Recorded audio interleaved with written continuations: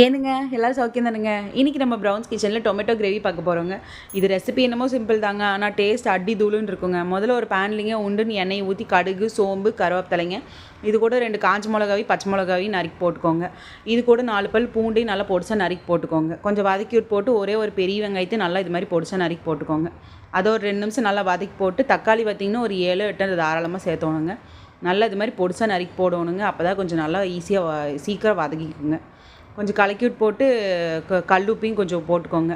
போட்டு 2 நிமிஷம் விட்டிங்கன்னா நல்லா எண்ணெய் பிரிஞ்சு வந்துடுங்க. இது கூட கொஞ்சோண்டு மிளகு பொடி, மஞ்சள் பொடி, அப்புறம் கரம் மசாலாங்க கலக்கி விட்டு போட்டு மூடி போட்டு ஒரு 5 நிமிஷம் விட்டிங்கன்னா நல்லா தண்ணி விட்டுருக்குங்க. அந்த தண்ணி வந்து சிம்மில் வச்சு ஒரு 2 3 நிமிஷத்துக்கு விட்டிங்கன்னா நல்லா வந்து சுண்டி வந்துடுங்க.